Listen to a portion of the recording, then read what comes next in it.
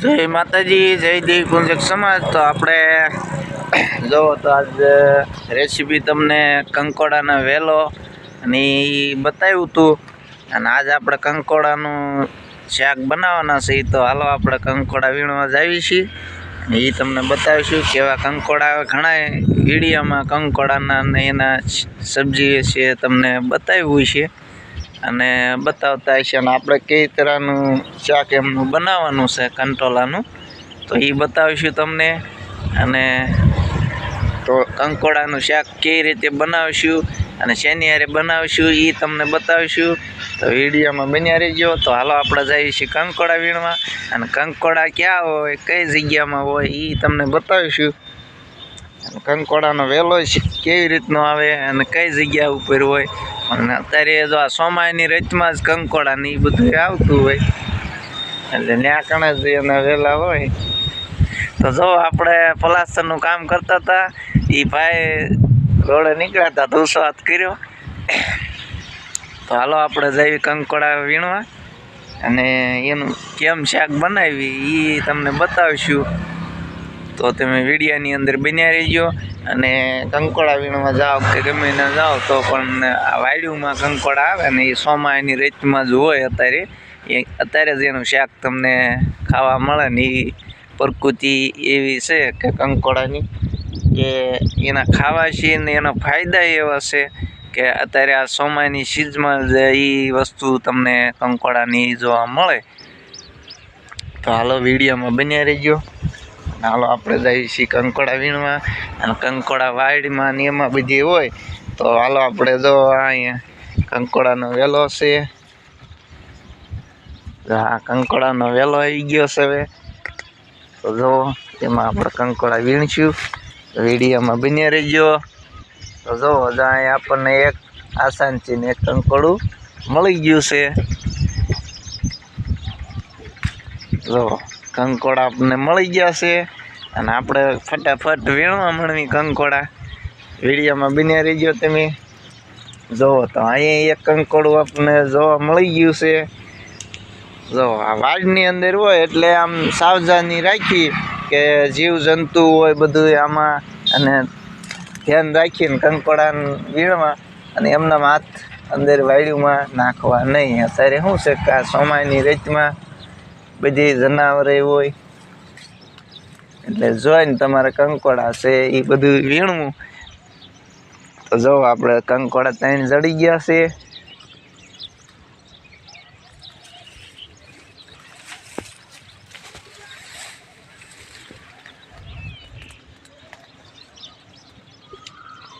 જો તો અહીંથી ને આપણને એક કંકોડું મળી ગયું। તો આવી રીતની વાડીમાં ને એમાં કંકોડાના વેલા હોય, અને એ રીતના કંકોડા છે। તો વિડીયોમાં તમે બન્યા રહેજો, અને કેટલી મહેનત થાય છે આ કંકોડા વીણતા, અને કેમ વીણીને આપણે પછી જઈશું ઘેરે અને એનું પછી બનાવીશું શાક, અને એ તમને એનું કેમ શાક બને છે એ બધું બતાવીશું તમને વિડીયોમાં।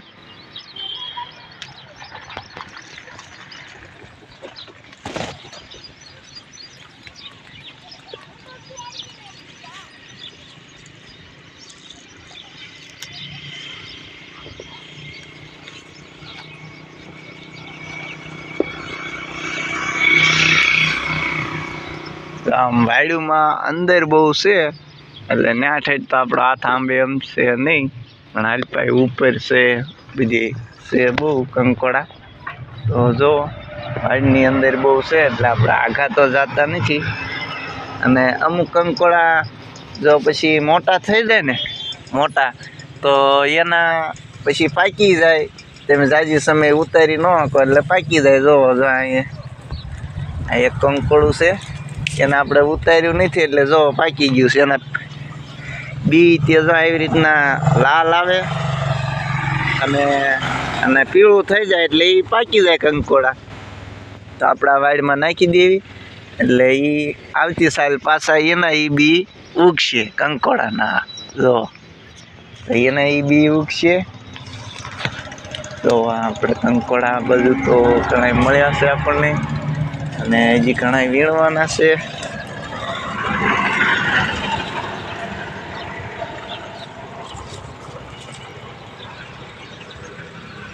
કંકોડા વીણવામાં કાંટામાં બહુ રખડવું પડે, એટલે કંકોડામાં ધ્યાન રાખવું પડે કે વીણવા કેવી રીતના બધું, કે આમાં કાંટા બહુ લાગે, આ વાયડીમાં હાથ નાખવામાં બધી રીતે ધ્યાન રાખવું પડે કંકોડા કેમ વીણવા, એ તમને ખબર છે. વિડીયોમાં બને રહેજો.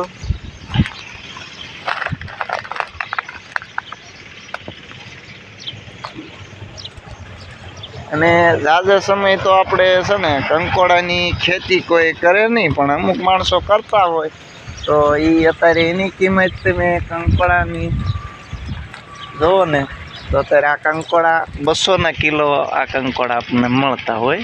અત્યારે જો યળમાં આવતા હોય તો એ નોય આવતા હોય, પણ અમુક ટાઈમે આવે ને અમુક ટાઈમે નોય આવતા હોય, કે અમુક જગ્યાએ હોય કંકોડાનું તો એ અમુક જગ્યાએ તમને મળે.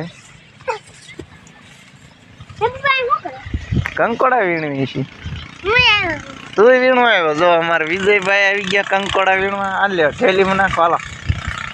જો કંકોડા આપણને ઘણા મળી ગયા છે ને અમારે વિજયભાઈ આવ્યા છે કંકોડા વીણવા, તો એ થેલી લઈ કેટલી પાસે હા એ હજી ફૂલડા આવ્યા છે અને હજી બરોબર આવ્યા નથી. હા તો જો અમારે વિજયભાઈ ફટાફટ વીણે છો કંકોડા. જો એને ચાલુ કરી દીધું છે વીણવાનું. તો જો વાઈડમાં એ વીણે છે કંકોડા. હાલે થેલીમાં નાખ, એ થેલીમાં નાખ.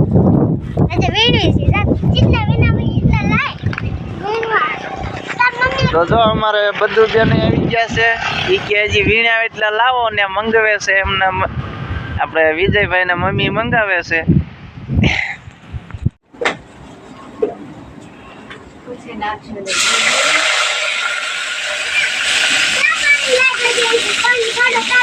હાલો પેલા રાઈ નાખી દીધી, પછી ડુંગળી નાખીને હલાવે છે.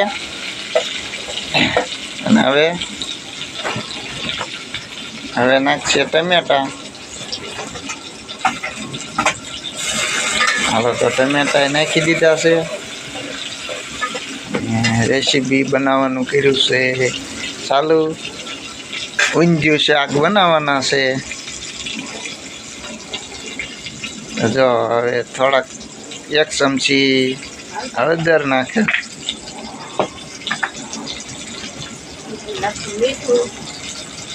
નાખ્યું મીઠું,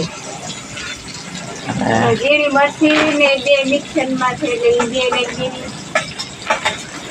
2 મસાલો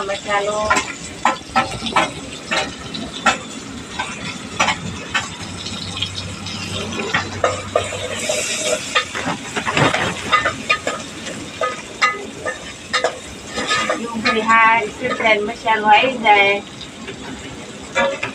ને આ બાજુ જો અમારે ખુશીબેન તે બધી વસ્તુ દે છે. કંટોલા, કારેલા ને બટેટા બધી કઈને વસ્તુ મિક્સ કરીને ધોઈને શાક બનાવીશું. કેમ કે ગમે એ બકાલું અડધો ધોઈને બનાવવું ને સારું, કોઈ રોગચાળો ન થાય. ધોઈને જ બનાવવાનું હોય શાક. આપણે નાખી દઈએ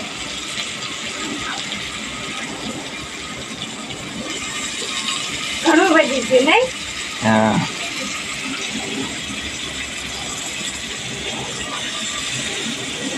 આખા કારેલા બનાવવાનું બંધ કર્યું ને આનો પલાન કીરો તો કેવું થાય કેવું નહીં. આખા કારેલા તો ઘણા ભરી ખાઈ લીધા પછી ધરાઈ ગયા છે. હવે આનું બનાવી ખાઈ કેમ થાય છે. શાકમાં મજા આવશે તો ફરીને આપણે બનાવીશું, વિડીયો બતાવીશું. હાલો બધી અંદર નાખી દીધું છે ને હવે હલાવા મીણ્યા છે.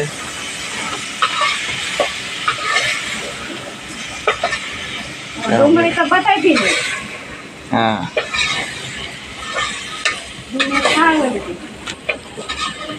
વીણિયાની અંદર બન્યા રહેજો. તો હાલો આપણે જમવા બેસી ગયા છીએ. હવે કંકોડાનું ને એનું ઊંધિયું શાક બનાવ્યું હતું, તો જો આપણે બેઠા છીએ જમવા. હા એક દિવસ ચાલુ હવે જમવાનું. 12 ને 12 થઈને કેવું થયું અને મસ્તીનું શાક બન્યું ગ્રીન વાળું. અને જો તમે મરસાન બરસાન જમાવટ છે. બપોરા કરવા બેસી ગયા છે. ઊંધિયું શાક બનાવ્યું છે કા? હા હારે મરસા હોટેલ છે સિંધુ આવો વિજય કેવું લાગે ને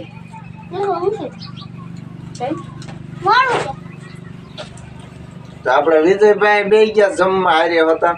કેવું લાગે વિજય ઊંધિયું શાક આપણે રોજ બનાવ્યું. આજ બનાવવાનો આપણે એક આંતરે કંટોલા ઉતારી જ લેવાના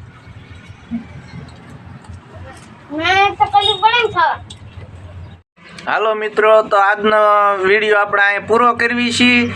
અને આપને મળશું આગલા વિડીયોમાં અને આગલા બ્લોગમાં. તો અમારા વિડીયો જોયા રાખો અને અમારા વિડીયો કેવા લાગે છે તો કોમેન્ટમાં લખજો અને અમને સપોર્ટ કરો. તો મળશું આગલા બ્લોગમાં.